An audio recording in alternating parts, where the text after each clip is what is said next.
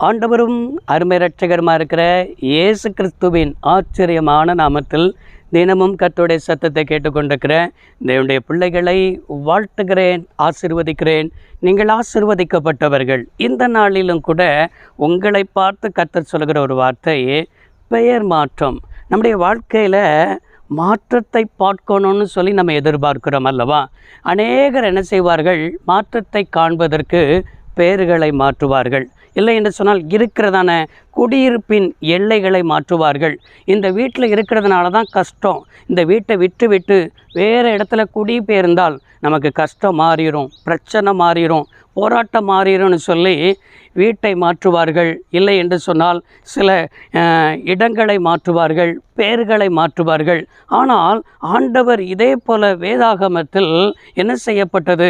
Abraham அவனுடைய பெயரை ஆண்டவர் என்ன செய்தார்? மாற்றி கொண்டு வந்தார். எப்படி மாற்றினார்? ஆதியாகமத்தின் புஸ்தகம் 17ஆம் அதிகாரம் 5வது வசனத்தில் இவ்வாறாய் வாசிக்கிறோம். இனி உன் பெயர் ஆபிராம் என்று எண்ணப்படாமல் உன்னை திரளான ஜாதிகளுக்கு தகப்பனாக ஏற்படுத்தினபடியால் உன் பெயர் ஆபிரகாம் என்று அழைக்கப்படும் என்று சொல்லி ஆண்டவர் இந்த ஆபிரகாம்கிட்ட சொன்னார். எனக்கு அருமையான கர்த்தருடைய பிள்ளைகளே, ஆபிராம் என்று சொன்னால் உயர்த்துகிற உயர்ந்த தகப்பன் என்று சொல்லி அர்த்தம். ஆபிரகாம் என்று சொன்னால் திரளான ஜாதிகளுக்கு தகப்பன். பாருங்கள், இவனுடைய பெயர் 24 வருஷம் ஆபிராம் என்று சொல்லி இந்த பெயரிலே அழைக்கப்படுகிறது. 24 வருஷமும் அந்த பெயரில் இருக்கும்போது அநேக வாக்குத்தத்தங்களை கொடுக்கிறார், அநேக வார்த்தைகளை கொடுக்கிறார். அந்த வார்த்தையில் தான் ஆண்டவர் அழைத்து வந்தார். அந்த ஆபிராம் என்று சொன்ன வார்த்தையிலிருந்து அவனை ஆபிரகாம் என்கிற பெயருக்கு மாற்றி கொண்டு வரும் பொழுது காரணம் என்ன?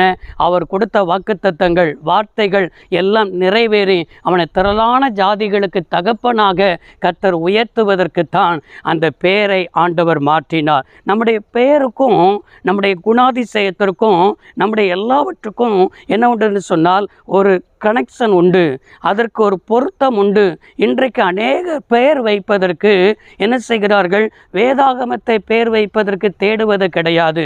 அநேக என்ன செய்யணும் சொன்னால் பெயர் வைப்பதற்கு இன்டர்நெட்டை தேடுகிறார்கள். அதில் என்ன பெயர் இருக்குது, இதில் என்ன பெயர் இருக்கிறது என்று சொல்லி அநேக பெயர்களை தமிழ் பெயர் வைக்கிறதை விட்டுவிட்டு அந்த ஆங்கில வேதாகமத்தில் என்ன இருக்கும், இல்லை என்று சொன்னால் எபிரேய பதம் என்ன இருக்கும், கிரேக்க பதம் என்ன இருக்கும் என்று சொல்லி லத்தீன் பதம் என்ன இருக்கும், இப்படி என்று சொல்லி பல மொழிகளின் பெயர்களை வைக்க விரும்புகிறார்கள். வேதத்தின் பெயர்களை கொஞ்சம் வைத்து பாருங்கள். உங்களுடைய பெயர் எப்படி இருக்கிறதோ அப்படியே நீங்கள் இருப்பீர்கள். உங்களுடைய சந்ததி என்ன செய்யும் இருக்கும் என்பதை நாம் விளங்கி கொள்ளணும். நாம் ரட்சிக்கப்பட்டு விட்டோம். நாம் ரட்சிக்கப்பட்ட பிறகு பெயர்களை தேடுவது வேதாகமத்திலிருந்து பெயர்களை தேடி பாருங்கள். நீங்கள் பாருங்கள், யாக்கோப்புக்கு ஒரு பெரிய ஆசை. யாக்கோப்பு என்று சொன்னாலே எத்தன் என்ற அர்த்தம், அந்த ஏமாற்றுக்காரன் என்ற அர்த்தம். இந்த பெயர் எப்படியாவது மாற்றப்பட வேண்டும். நான் ஏமாற்றுக்காரனாக இருந்தேன், எவ்வளவோ பாடுகளை, கஷ்டங்களை, உபத்திரவங்களை நான் பட்டுவிட்டேன். எப்படியாவது என் பெயர் மாற்றப்பட வேண்டும்.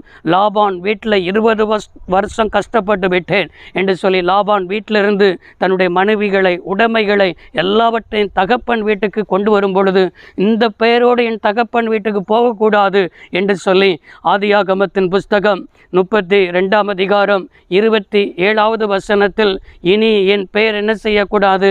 யாக்கோப்பு என்கிற பெயர் இருக்கக்கூடாது என்று சொல்லி அவன் தேவனோடு கூட என்ன செய்கிறான்? போராடுகிறான். அதே ஆதியாகமம் 32ஆம் அதிகாரம் 28வது வசனத்தில் இவ்வாறாய் வாசிக்க கேட்கிறோம்.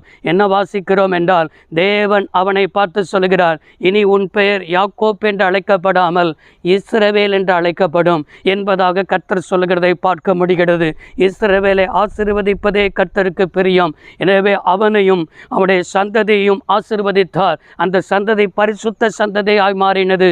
இன்றைக்கும் நம்ம ஆவிக்குரிய இஸ்ரவேலர்களாக இருக்கிறோம். இன்றைக்கும் இஸ்ரவேலருக்குரிய அத்தனை ஆசீர்வாதமும் மேலே, நம்முடைய குடும்பத்தின் மேலே பழிக்கிறதா இருக்கிறது. இன்றைக்கும் பெயர்களை மாற்றுகிறோம். உங்களுடைய உள்ளத்தை மாற்றுங்கள். பெயர்களை மாற்றுகிறோம். உங்களுடைய செயலை மாற்றுங்கள். பெயர்களை மாற்றுகிறோம். வேதத்தின்படி உங்களை மாற்றிக்கொள்ளுங்கள். நிச்சயமாய் நான் சொல்லுகிறேன், தைரியமாய் சொல்லுகிறேன், மாற்றத்தை உங்களுடைய இருதயத்தில் எதிர்பார்க்க ஆண்டவர் விரும்புகிறார். எனவே அவனுக்குள்ள பெயர் மாற்றுவதற்கு முன்பாக யாக்கோபுடைய வாழ்க்கையில் அவனுடைய இருதயம் மாறினது.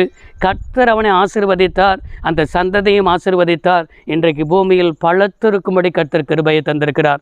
உங்களையும் அப்படியே கர்த்தர் ஆசீர்வதிப்பாராக. ஜெபிப்போமா? சர்வ வல்லமையுள்ள தெய்வமே, அன்பு தகப்பனே, இந்த வார்த்தையை கேட்ட நம்முடைய பிள்ளைகள் வாழ்ந்திருக்க, செழித்திருக்க, நன்மை அனுபவிக்க கர்த்தர் உதவி செய்யும். இயேசு இரட்சகர் நாமத்தில் வேண்டி கேட்கிறோம் நல்ல பிதாவே, ஆமென். கர்த்தர் உங்களை ஆசீர்வதிப்பாராக. God bless you all.